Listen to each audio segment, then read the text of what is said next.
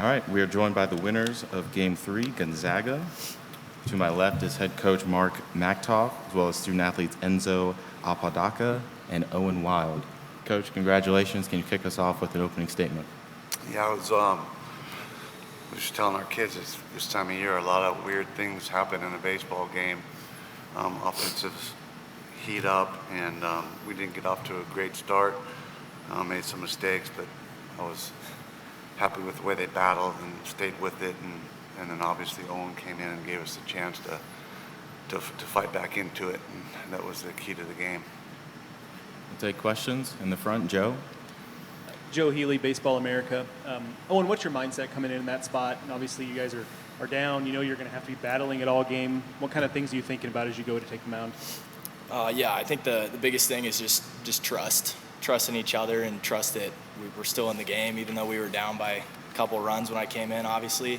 Our position players obviously trusting me to try to keep us in the game, and then me trusting the position players that they're going to bring the game back where it needed to be, and they got that job done.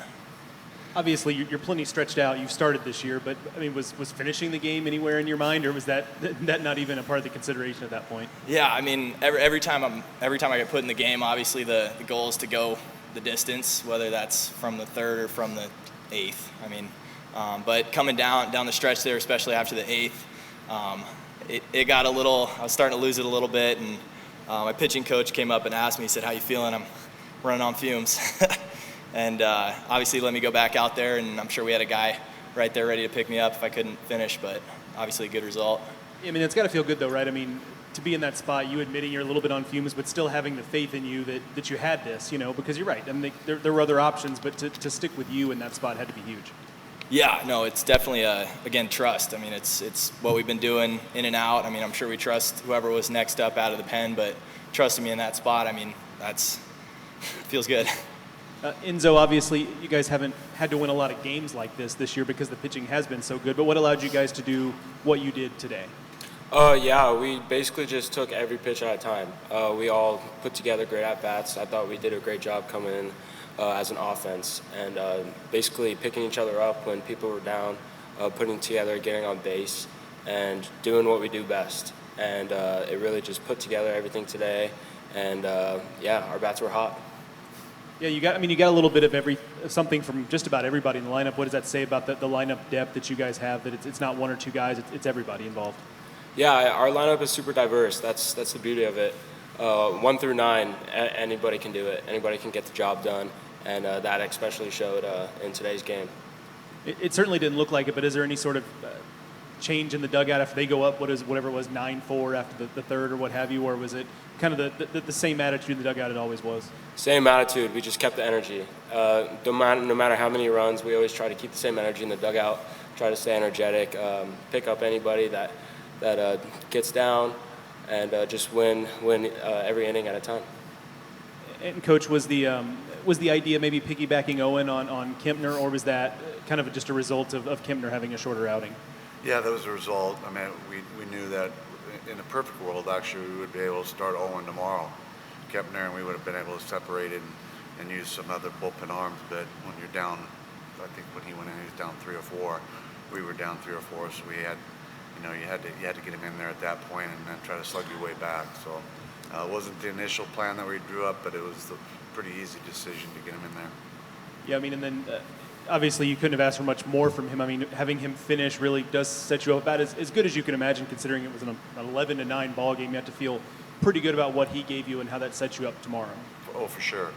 And that's one other reason why we didn't want to get to the bullpen. I have total confidence in him to finish that game and to vouch for him. And it also helps us not to have to use another arm that we can potentially use tomorrow a little more extensively. Like I asked Enzo, I mean, you haven't had to win a lot of games like this, and it strikes me that it's a fairly inexperienced offense coming into the year. I mean, is this the type of win where you kind of look back and realize this is a lineup that's coming into its own, a lineup that's grown up a little bit as the year's gone on, to be able to win a game like this? Yeah, we've won a couple, not many, because like you said, we haven't had to.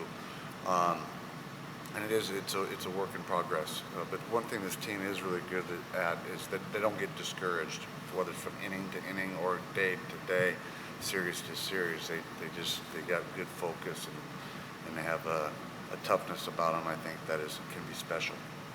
Tell me a little more about that. I mean, is that something that this team kind of started with, or is it something you've seen grow as the year's gone on? I think it's grown as the year gone on. I mean, I think we have that in our program, and I think we have great leadership. But because we have so many new bodies, and like you said earlier, we are the youngest team in the league.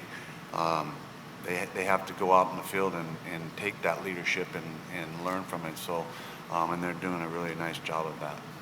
And I imagine tomorrow, all hands on deck pitching-wise, or is there something specific that you've got mapped out that you'd like to see happen with the pitching?